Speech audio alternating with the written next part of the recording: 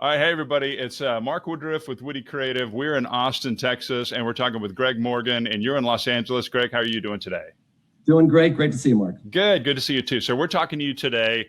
You are a renowned film editor, producer, director. You've written a number of screenplays. You've won a ton of film awards. We're not talking about that today. We're talking about what's on the poster behind you. You've written a novel called what? Weeper. Tell me the setting. What's going on? What is this book about? Okay, 1850s Appalachia, Civil War-era drama, romance, but it has some pretty interesting characters, I believe. And what they are is they have interesting jobs.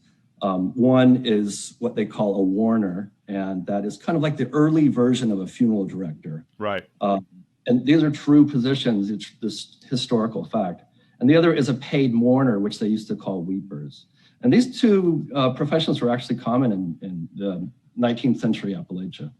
So the whole thing kind of centers around the death industry. Did you start with the death industry first? I mean, what triggered the first thought about the purpose, about the theme, the kind of the death theme and the people in the death industry?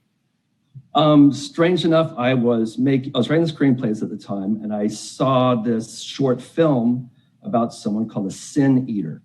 And that is another profession. Actually, that's within the book. One of the characters within the book, Thane, is a sin eater.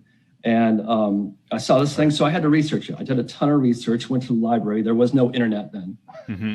So I went to the library and did a ton of research on this, and I found it fascinating. So what I did is I wrote a screenplay, and it was entitled something else. So Weeper really started out as a screenplay. It became just so big in my head. I thought, there's no way anybody will make this movie. This is crazy. Yeah. So I'm going to write it into a book. So I wrote like 60 pages of it and then shelved it for 20 years. Then picked it up about 2.5 years ago and started writing again. Yeah, and I think you had mentioned this to me before. So, and I don't think we've said yet, I was lucky enough to do the audio book for this. So I got really intimately. In fact, I remember when you wrote back to me and said, when I told you that I got emotional at one point and had to stop, and you're like, all right, it worked. I got, I'm like, oh, I'm sorry right there. I actually was kind of getting choked up at that scene. I know that made you real excited. But I think I'd forgotten that this was, you said before the internet, you started this a long time ago. You said it was 20 years ago? 25 years ago. Okay. Yeah, that's a long time to sit on the shelf. I know. And since then I did, because of the internet, I've done even more research. And I was like, my mind was blown about all the weird superstitions and interesting professions. Yeah, let's talk about the research a little bit, because I noticed that, he's picking real battles, real Civil War battles, and he is referencing things that were actually happening. Lincoln's train going through the country, his funeral train going through the country. Did you start with historical? I mean, did you have some kind of historical map or timeline in mind? Yes. Well, I wanted to be correct in all the timing. So when everything occurs to the characters, who are fictitious, of course, it really did happen in that time. So like for instance, one of the characters gets trapped in Andersonville prison. The funny thing about that, when I wrote that, is I thought it was always there all 4 years of the war. Well, it wasn't. It was only there for a year. I found that out through one of my editors, who came back and said, hey, it didn't exist then. And so I had to do some changes to make it right historically, right around the years. And also I have another character that I had to keep in one place, the mom character. I had to keep her in one place, and she couldn't go out and do what she had to do. So I set her in the siege of Petersburg.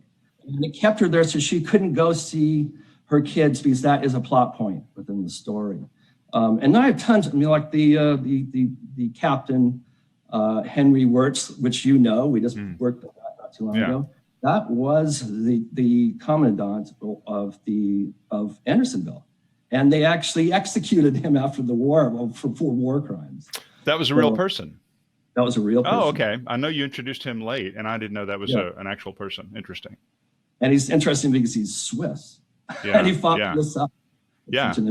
Didn't you say you actually went to Google Maps and said, well, let's see, how long would it take somebody to walk from here to here? Yes. So Okay. I tried, that's another thing I did. So if the character has to get to a certain place at a certain time, I really had to find battles that were close to where I was going to be. Okay. And then I went to Google Maps and I did the walking thing and I did the bike riding thing. And that's, I had to kind of like go in between them because we're on like a wagon, so I had to, figured it out. So I know I'm close, but who knows? Yeah. Well, that keeps people like on Reddit from coming in and saying that couldn't have happened. There's no way you could have gotten from here to there. So tell me about the Tombstones. You have, I noticed at every chapter opens and kind of the name of the chapter is or it's from the person's perspective. So different characters' names, and you're saying this is from this character's perspective. And then what's the next thing you see? You see the message on the tombstone.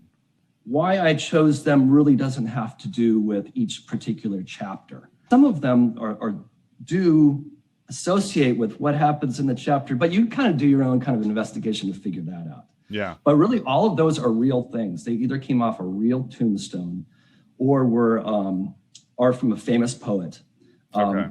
And everything is, of course, in public domain. I had to really do a lot of research to see which one is public domain. If it's too recent, I can't use it. It's copyrighted. Yeah. You don't want dead people suing you. Exactly.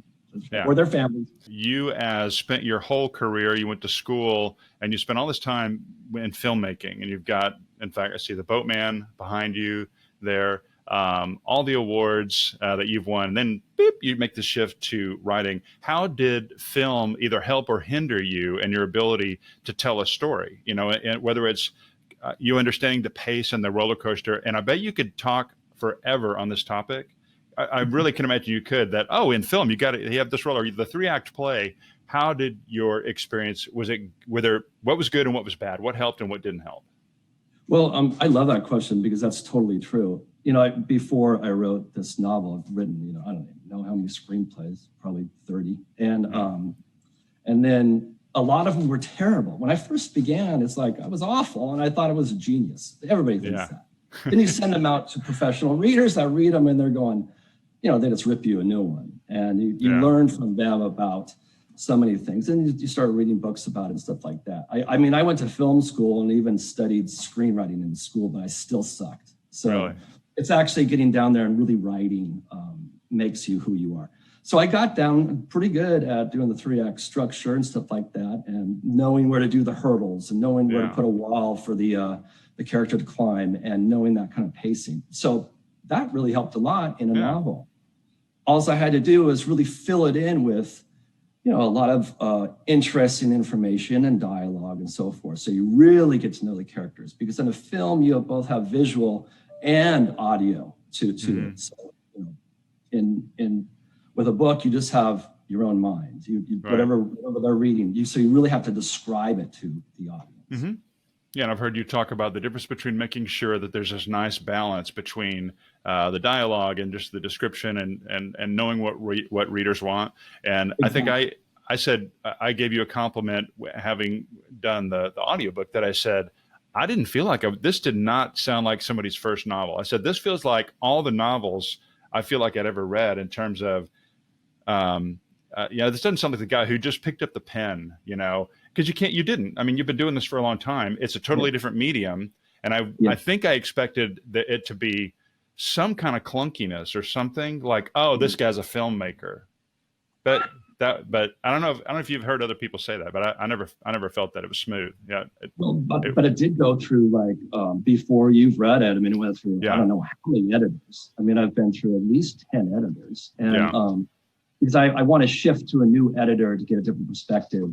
Not just they don't just fix spelling and stuff. They fix their story issues and stuff like that. Yeah. So, then they'll tell you, I was doing something crazy when I first started my first versions of the book.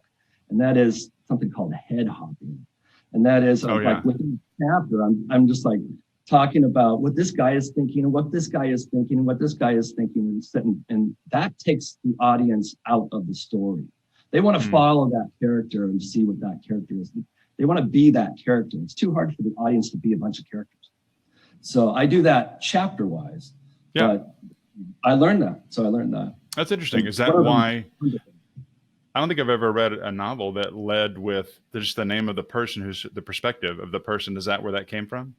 Yeah, I mean, Okay. that's how I did it. Because a lot of my editors told me, well, you can do it chapter by chapter. You don't have to be within the same character the entire time. So Yeah, that's what I did. And okay. so I learned it from that. So I don't know if I'll do that. And as a matter of fact, I'm writing my second novel now, and I'm not doing it that way. It's pretty much one character's viewpoint. Okay. So let's talk about that. You're writing the second one. I think you said you were deep into the second one. This is a trilogy. I'm not sure if you're exactly calling it a trilogy.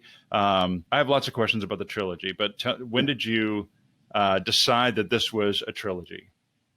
I decided this was a trilogy at the point I started writing the second book, because the characters in the second book are a post-mortem photographer, which was in the same time, 19th century, and an embalmer. Both of these professions happen to come into vogue right in the 1840s, right in the exact time. So I'm so lucky, because it's the same time as my first story, and I thought I had a post-mortem photographer in Weeper.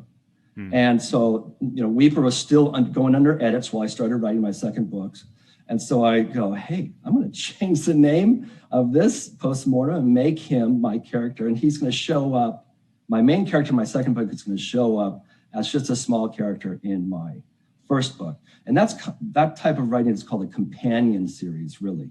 A trilogy is really kind of like an occurrence of time. Sequence. And then the next occurrence, sequence of. Okay. This is kind of like they're both happening at the same time, with the exception of my third novel, which will be the culmination of the two books. Okay. I'm kind of a hybrid. Yeah. So it's like the Simpsons episode, I can't remember if it was a Halloween episode, where it shows Homer's Day, and you see the other people in the background, and then it'll shift and it'll show Lisa's Day, and you see it's showing it from there. So they all happened at the same time, but you're learning what happened in each one of those timelines and how Lisa was involved in this one. It was actually, did you ever see that? It was actually really brilliant. Yeah, it's really good. Okay, so I mentioned something to you before about, is this do you have this George Lucas-like vision? And I can't remember the answer when he first came out with Star Wars, if he already knew how he was going to go back and then forward, and what that last thing, is Yoda going to die? So do you already know if Yoda's going to die in your I do. story? Okay. Yoda's going to die. No, the final note. Oh, okay. Spoiler alert. No, but I do know. So look, as I started writing my second and figuring out that I'm going to intertwine these two stories, I kind of figured out what would happen just based on what the characters are going to do in the second novel. I figured out what's going to happen in the third. And I'm just totally geeked out on it. I mean, I'm like going, this is going to be good. Oh, yeah. So is this... If we turn the camera on, are there sticky notes all over a wall somewhere with red lines drawing from character to character? That's my mass murder stuff. Okay. Yeah. But, but really, it's what I do is I pretty much put it in the. I use Word and I put it in the review comment section on the side, and then I also write a little. If it's a lot of stuff, I will. I put it in this note thing, and just a different document in Word. Okay. I've done the mistake of putting it in this review thing, and then those comments, and then if you delete the line that it's attached to, it goes away. Oh, really? Okay. Oh God, what happened to that? Oh, yeah. I think I mentioned that when there were so many characters. There's a lot of female characters. First of all, it's really fun because it's Appalachian. When we were first talking about it, I'm like, oh, that's a good one. And by the way, I got really inspired by Andy Griffith in the original Mayberry. When you listen, I can't remember if they ever identified exactly where he's located, but it's clearly some sort of small Southern feel to it. But when I researched a lot of those voices, I'm like, I keep hearing Andy Griffith in here, but and I didn't have a character who was Andy Griffith, but that would have been fun to do. But when I would do a character, I find myself trying to say, I'd think of a famous person and kind of have it be in there. Did you actually have people in mind? Did you have, when you came up with a character, like you mentioned Osborne, how did you do that? Did you have people in mind for those characters? No, I never do actually. Okay. I have a story, and what I need to do with that character will kind of define the character. And then what I like to do is, if I'm right when I'm starting on a character, they have to play this certain role, and then I add family members or no family members or whatever. That changes who they are. Yeah. And then sometimes I like to do something really weird, and that is whatever character I come up with, I think, what if I do the complete opposite of this character? Would that make the story more interesting? Like, for instance, if it's a young boy, I might make it an old woman and see if that character can do the same thing. Oh, wow. And that twists it. And sometimes it makes the story super juicy, but sometimes it doesn't work. So you just got to play it out, but I don't know. It's fun. It's fun to do that. Like, after a while, these characters, they start talking to me. Yeah. And I listen, I'll start typing away about what the characters are doing and stuff like that. And then if I stop at a certain point, I'll just get up and walk around, and I'll think, okay, what does this character say about this situation? And the character starts talking to me in my head about what they would do in the situation. Sometimes I write some stuff, and the character actually talks to me and says, I wouldn't do that, Greg.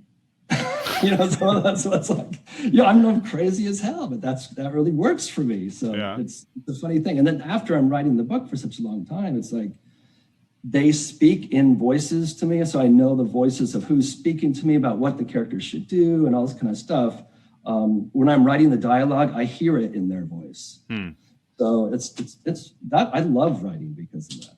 And I'm sure that's I actually get bummed after the book is over, Yeah. I bet, you hearing those voices is nothing to be concerned about. Exactly. You never know. How did Jeannie, your wife, Greg, are you hearing those voices again? Did you get a lot of that? What? Yeah, they're not in the room with you now. You're fine. No, I'm good.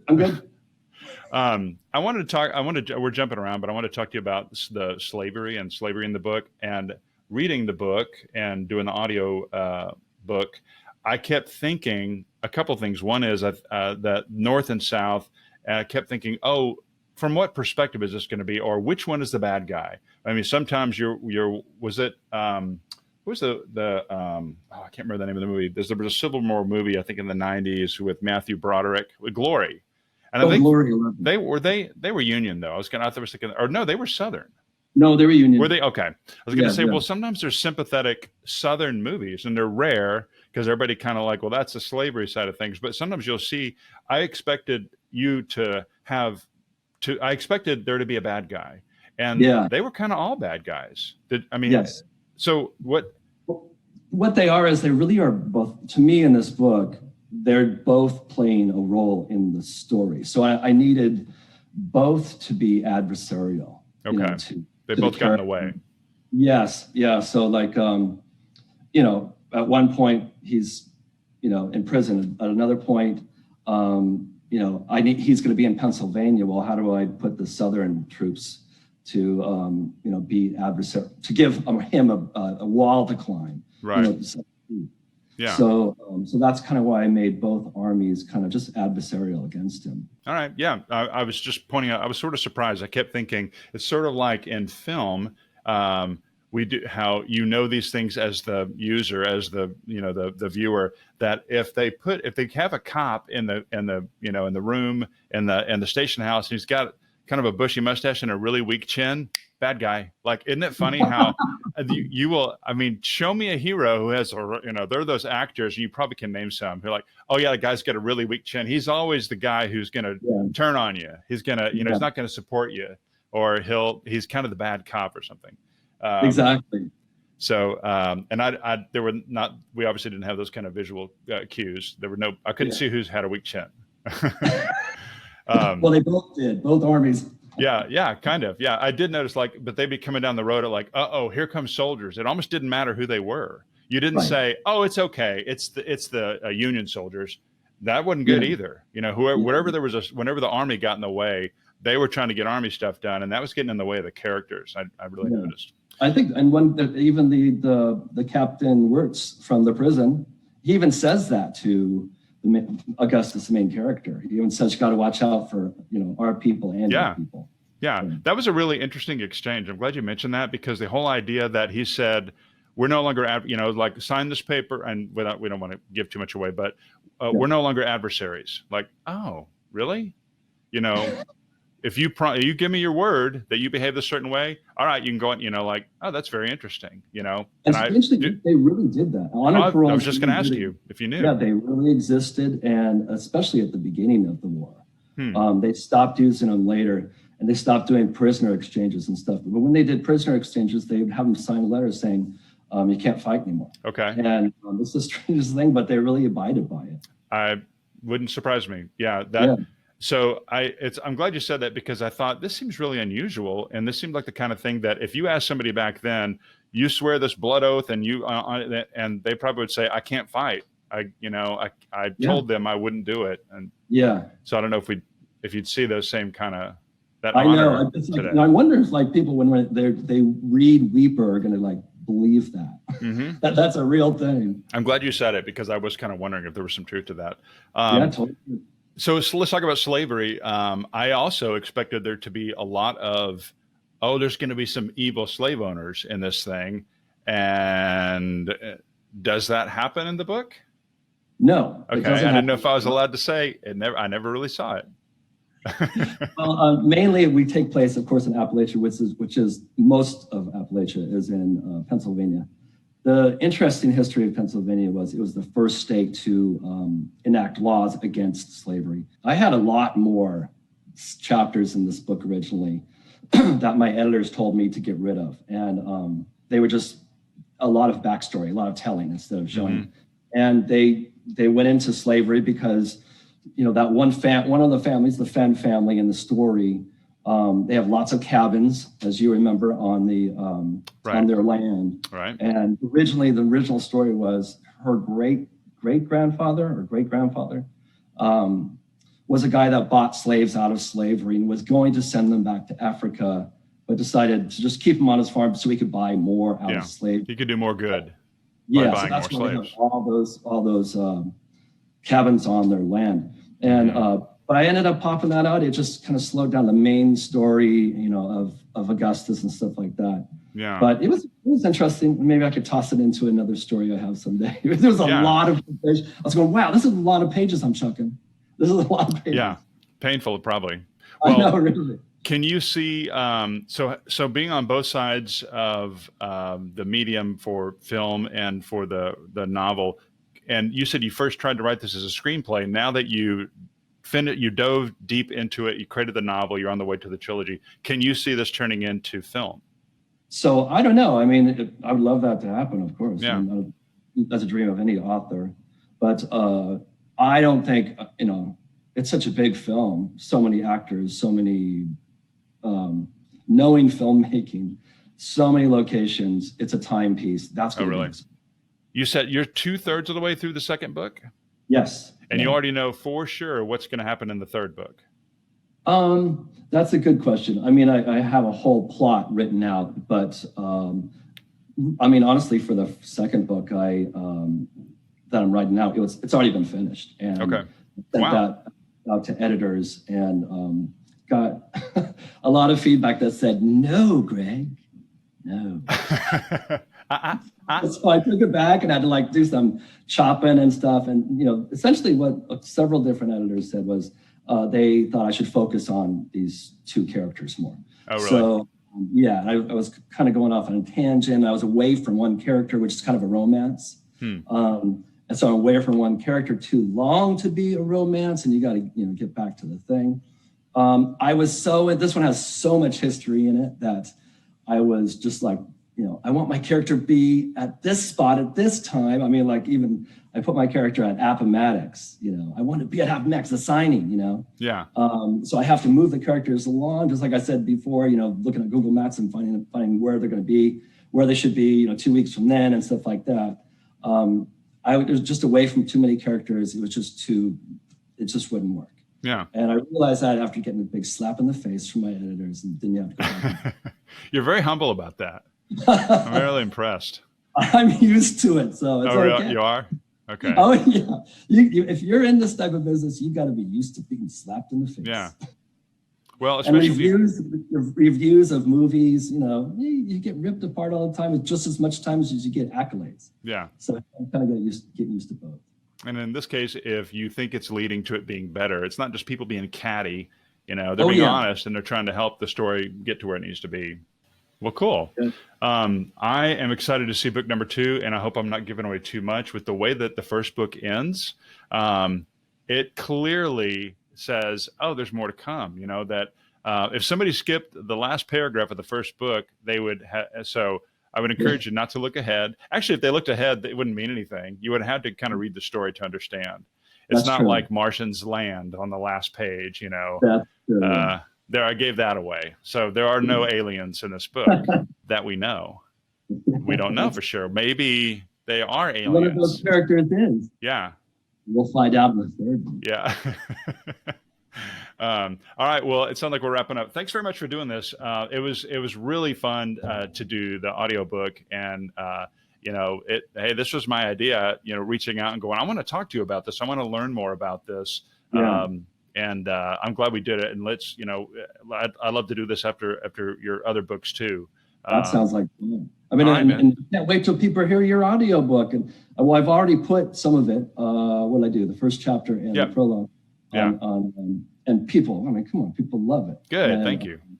And all of the typos that you found in it. Oh my God, you saved me. Yeah. Well, on the typos, first of all, I was a journalism graduate, and I've always been in communications, and so I had a lot of that going on. But it's almost unfair to not expect the person who's reading word by word and interpreting the characters to not have the easiest way to say, oh, I think something here, because it doesn't sound people right. read fast. And well, you can't do that when you're doing the audiobook. You have to digest every word and get the emotion and everything. So it's not hard to say, oh, wait a minute, I think I found there's a missing period or whatever. Did you ever watch Hee Haw? Yes, I do. Look, now, don't say that you knew that I watched Hee Haw just because I'm from Texas. All right, I don't No, want I to hear that. Okay. Well, Mark, of course you watched Hee Haw. I thought everyone was kind of. It was terrible even as a kid. But I remember somebody would say some little sketch or some little joke, and they'd pop back over to like Buck Owens or Roy Clark, and they'd go like this. Here's a song you'll enjoy, and like it seemed so terrible. Oh, that's funny. Good time. Good time. Okay, Greg, that was pretty good. That was good. You think they'll believe that? That's us paying homage to Hee Haw right there. We laugh and come back, and it's a terrible cut. All right. Well, thanks very much for doing this. Okay. Thank you. Congratulations. It was a lot of fun. Much. Looking forward to the next book, buddy. Awesome. All right. I'll talk to you soon. Talk to you soon. All right. Signing off.